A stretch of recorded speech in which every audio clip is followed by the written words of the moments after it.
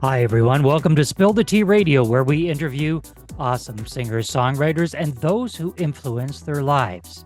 Spill the Tea Radio explores the journey, creativity, and inspiration behind the songs. My next guest is the founder of Canada's Teen Jam and Big Music Fest. It has featured Aerosmith, Soundgarden, Bryan Adams, Slash, the Tragically Hip and ZZ Top, who share the enthusiasm for the program's success. Canada's Teen Jam's Discovery Program has been a resounding success, uniting undiscovered musical teens and providing them with unparalleled opportunities. As a side note, my guest was instrumental in taking the Tragically Hip to bobcaygeon, where they penned their very famous song. So, let's spill the tea with Mark Higgins. Welcome, Mark. Hello, David. Thanks for having me on, buddy.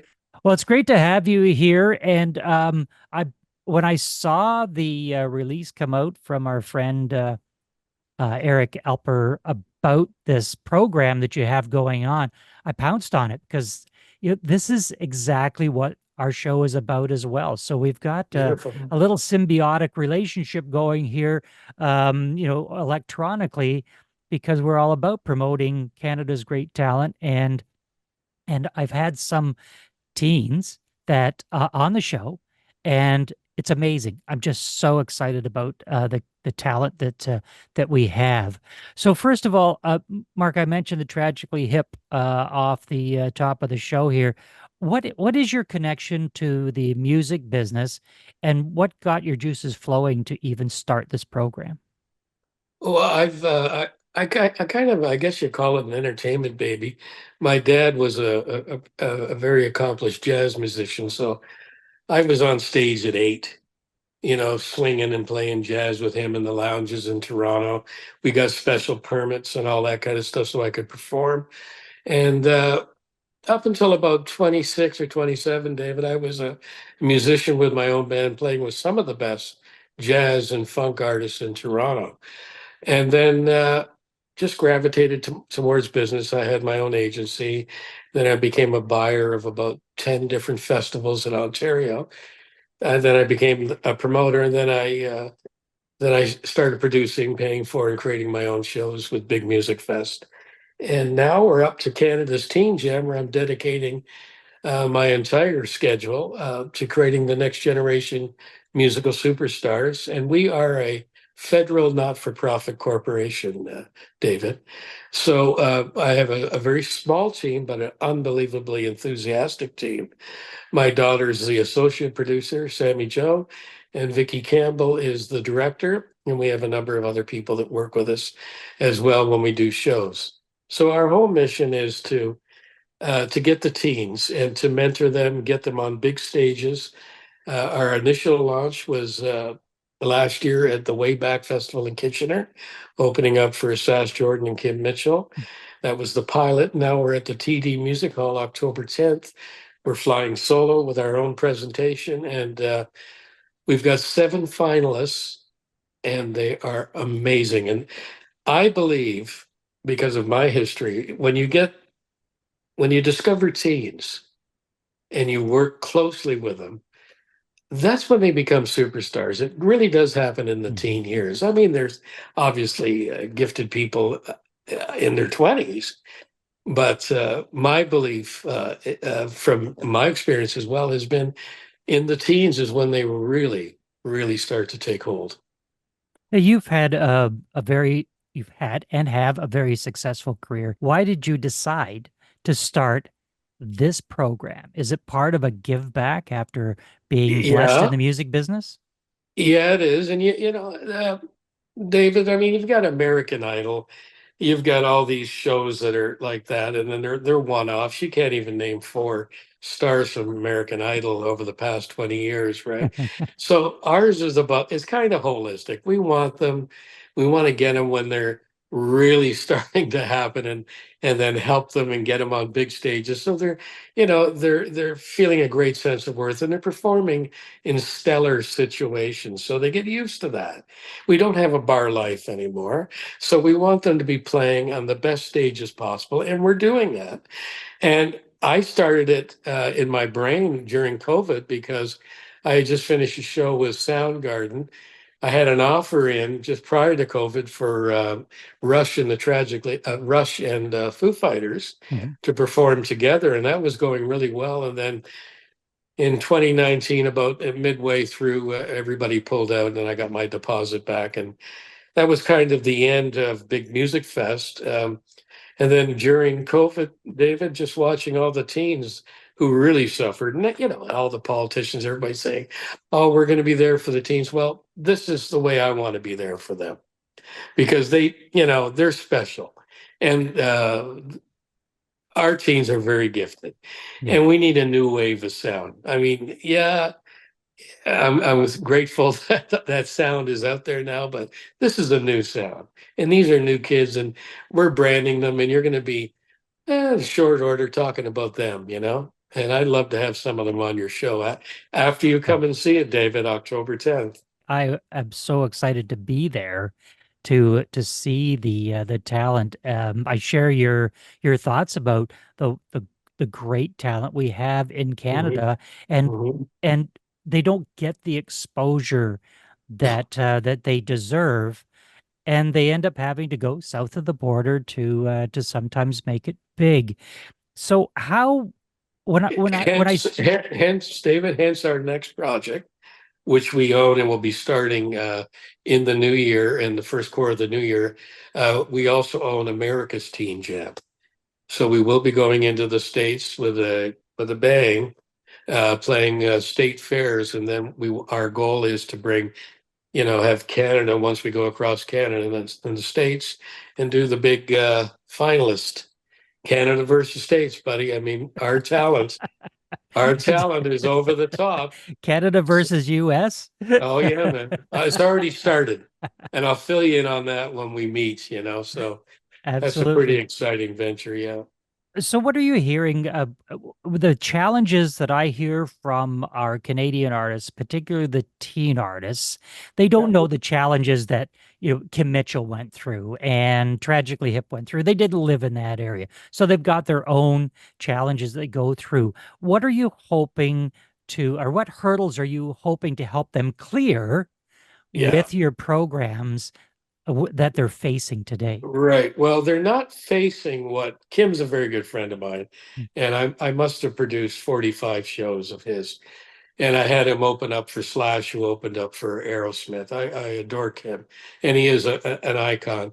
But that generation's gone. These Kim and everybody grew up in Wilcox and that through the bar scene, so they Right. could play 5, 6 nights a week, make a living, and then eventually they became stars through kind of a war of attrition. It was an organic approach, but that's not there now. And there's no promoters. I might have been one of the last. I mean, independent promoters. You've got Live Nation, and what else, really? I mean, the festivals have all dried up. I stopped after a lot of success because I was sick of producing the same bands. So we've been running out of bands for years, and there's twofold for this Canada's Teen Jam. It's to bring a nice wave of sound for people that go to festivals in the summer and hear new names and new sound. I mean, and of course, right, give the kids opportunities for stardom. Mm. So we mentor them, not just on the business front and what to anticipate, but we get them on the big stages. And I've had all of them in the studio and on our dime. And we do, as you've seen, I'm sure on the website, several news bites from City TV News and other stations. So we're giving them opportunities that they need, but those are the ones that are available now. So you can't put them in the bar, do a tour, and say, "Get tight, guys, this and that." So now they got to kind of jump in with Canada's Teen Jam anyway, and then they're on a big stage. So they got to perform. They got to be up to par and beyond. So it works really well, but there's not enough. There isn't any other programs like ours, David, unfortunately, but I'm sure there will be once we get out and go across Canada. But so their challenges are different. They're not like Kim's. They're not what I went through, and they're There's some excitement. The social helps with the branding, so you have to brand the artist, Mhm. and that's what we do with with our teams. We're branding them, the finalists, of course, not everybody, and so that they have name recognition. So we can use our social platforms, which we do, and that gets them out there, and then we get them on big stages, festivals, and our shows, and we get a lot of talking points as a result of that. But it's totally different from the way Kim and I did and all the other players grew up. Tell us about the past year's finalists and winners. How did they come to you? What were they like when they first started with you, and Yeah. what did you do for them? Okay. Well, the last, not this July, David, last July, we did the pilot, the launch at the Wayback Festival in Kitchener. And that's where they opened for Sass and Kim. What our approach is granular. So we're organic and we're social and traditional. So once we get out and we're launching our next campaign, the kids, they come to us and the parents. Now, when I'm in the mentoring phase and we're in the studio and we're getting ready, the finalists, the ones that have been chosen, um, the parents are there too. So this is a really kind of great community that we're building here. And when they all get together on October 10th, I'm going to introduce all the parents to everybody. So it'll be a nice kind of not love it, but music in, team music in. And it's needed because without the parents driving them, because most of them are teen, they're all teens. Most of them don't have licenses. So I've got people driving from London and Kitchener to Toronto to go in the studio, and it's a beautiful thing, and it's needed, and it's a great support system. Uh, So You had one yeah, of your so finalists that went to Miami or is going to yeah, Miami. Tell us Brandon. about Oh him. yeah. Okay, well you'll see him on the show. He has a trio, power rock trio that's pretty amazing. A 15-year-old drummer. He's 16 now, and a 16-year-old bass player, and they're just everything from Rage Against the Machine, Slash, and Royal Blood. So you'll love it. And I only let them play for about 5.5 minutes, so they're not up there long. The entire show is only 62 minutes, so it's very fast paced. But we've got thrash, punk, blues, gospel, Latin, folk, country, and pop. So there's a lot to see on the bill. Brandon's doing great. I talk to him once a week and his mom, and we're in the studio about every 6 weeks. And there's a lot of new stuff we're working on. He's really come a long way. I mean, he was already gifted, but his pentatonic scales, the way he modulates in the choruses. Now the guy's quite something, and you'll see him at the show. When you get the submissions, and we're going to talk about how people can make a submission in a moment, Right. when you get the submissions, what goes on behind the scenes in order for the finalists to be chosen? So, what should those submissions look like in order for them to have a hope to be on that Right. finalist stage? Okay. I'm glad you brought that up. Well, we only want unproduced cell phone selfies. Okay, and they can play with just a guitar. They can sing a cappella to a track. Don't need to see a show, don't want to see a show. I'm listening for intonation, natural talent, how they modulate, because a lot of teens, when they modulate to the bridge, their intonation gets a little crazy. So I like, but they're gifted, but I still, they still need some work. So I'm listening for all that. But of course, feel. Everything is about feel, whether you're doing a cover tune, an original tune or not. It's all about your feel because that's your point of recognition, right? It's Right. your feel. What makes you love Slash? Why do you love Robert Plant? It's their feel.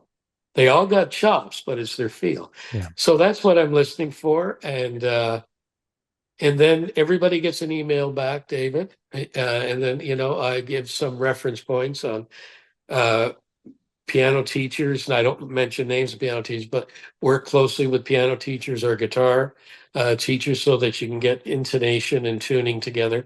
The biggest problem, not it's not a problem, it's just inherent. When you're a teen, you still haven't developed your pitch. You may be melodious, but your pitch Mhm. isn't always on point, right? So Yeah, how do people make a submission to you, Mark? yeah, I know you have a website. that's right. What should they be doing? Just a selfie and then just upload that? Yes, to the website. It's all on the open page. And there is a one-time $10 submission fee. Mhm. And then they just pay that through PayPal and send their video.